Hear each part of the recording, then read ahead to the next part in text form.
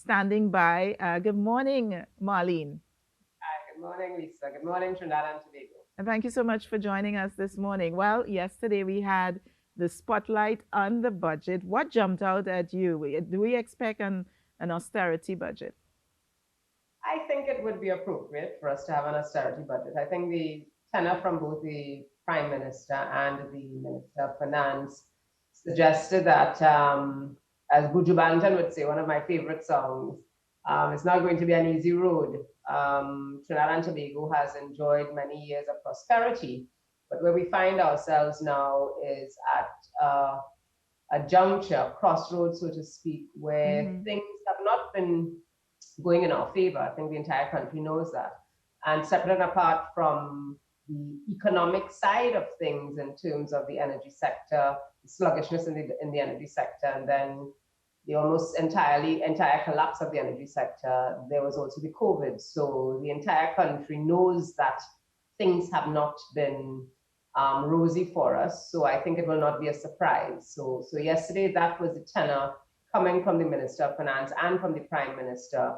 And I think their intention was to set the tone for what would come next week, Monday. Some things were revealed, but I think next week, Monday, we would have more insight into what the next fiscal year is going to look like for us. Right. I saw that there was some requests, for example, Karen Dabesi, who represented the financial sector, spoke about things like, putting into place the platform for the credit unions, for example. She also spoke about in terms of the digitization of the financial sector. Do you care to comment on all of that? I know we've been speaking about digitizing Trinidad and Tobago as a way forward. Any views? Sure, certainly. The Prime Minister has, for some time now, the last couple of years, been speaking very candidly and directly about the need for us to digitize the economy and for us to move on to a digital platform. He has used Estonia as the benchmark, and that conversation is a recurring kind of conversation. It appeared in the PNM's manifesto. There was mention of it yesterday. The roadmap committee talks about it. So there seems to be some direction that we're going to be taking in terms of this digitization. I think the time has come, if only because when we had to close down the country and abruptly end teaching in March, I think we realized that that was the soft underbelly of the country, that the education sector almost collapsed. Well, if it didn't collapse completely, it was stuttering precariously. Mm-hmm. And because we could not transition from the face-to-face mode of delivery of our teaching to digital platforms. So I think if there was any impetus, the evidence is there that we were not prepared, and we really need to enhance the digital platforms in the country and enhance the technology, but also enhance the public education. I've often wondered how, when you see 2 and 3 year olds navigating tablets, because for some, that is a new mode of, as the new way in which toys are delivered to kids these days. Yes. You see them, they come out of the womb almost knowing how to navigate a smartphone, how to navigate a tablet. And then you put them into a traditional education system where there is chalk and talk. And I often wonder what challenges those children face, those children who are exposed to technology, what kinds of challenges they face, and also what kinds of challenges the teachers face in terms of trying to keep those children engaged in the usual mode of thinking. So I think the time has come. In fact, the time has passed. So COVID-19 presented an opportunity for us to essentially accelerate that drive towards digitization. Yeah. And So Jerry then, Brooks also suggested that digitization would create the infrastructure for the creative industries. We keep talking about the creative industries, but I noticed that the finance minister spoke about revenues from oil and gas, well, the energy sector, and then revenues from taxation, primarily. Yeah. How much of an emphasis are we really paying to the diversification of the economy, particularly as we know that the oil prices are dropping.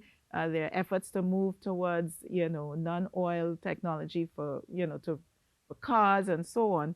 Um, I just wanted to put that out there because I saw emphasis on taxation as well as energy as a source of revenue. Energy will continue to be part of our narrative. I mean, when we talk about diversification in the Trinidad and Tobago context, I think many people think that the pendulum will shift automatically or in a matter of a year or two from oil and gas, from the energy sector to other sectors, agriculture, etc.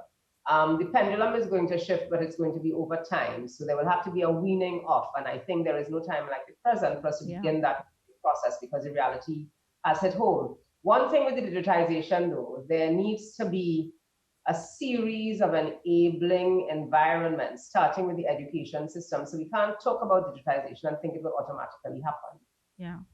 There has to be an enabling environment. So there has to be a link between a conversation around digitization and the population at large. How do you tell someone in their 60s or their 70s who are accustomed going into the bank with their bank book that suddenly, well, we're not providing this service for you anymore. You need to go online to transact all of your business. There's a question of trust, there's a question of tradition, there's a question of the education. Not that a 60 and a 70-year-old will not be able to navigate these platforms, but there has to be a rollout and a phased approach. So saying that we want to go digital and there wants to be, there ought to be this digitization does not mean it will happen overnight. So there has to be, with that medium-term proposal, there has to be some sort of recognition that there has to be some steps. There are tiers to getting to that outcome. Yeah. The other question that you had asked about, Lisa, was the credit unions. And I think these are absolutely essential at this time, particularly given what has happened with micro and small and medium enterprises and the fact that many of these MSMEs, the micro, small and medium enterprises, don't really have relationships with traditional commercial banks. The credit union tends to be the opportunity they have to access any form of financing. So I think a conversation on Monday, and not much was said yesterday because he didn't want to, the minister didn't want to display everything that he had in his bag. But I think Monday's conversation, I'm hoping that the tenor that was set yesterday and the hints that were provided yesterday and some of the sweeteners that were exposed. Yeah, well, one of those sweeteners was the fact that he said no devaluation at this time. And I saw that there was a very positive response to that, particularly with regard to the drainage of foreign reserves. At this time, because I think it is supposed to come at some point in time, because that's a larger macroeconomic conversation. Yes. I like the fact that he said at this time, and I agree that at this time, it is not appropriate for us to contemplate a devaluation, given the negative distributional impacts that it will have on people's livelihoods and on their cost of living and on their quality of life. For many of us, the entire country actually, we depend on imported goods and services, but some of us are less able to navigate and increase in those prices if a depreciation were to come about. So things like the medication will automatically increase. Some basic food items will automatically increase in the supermarket, and will put hardships on those persons who already have been living from the impacts of COVID-19.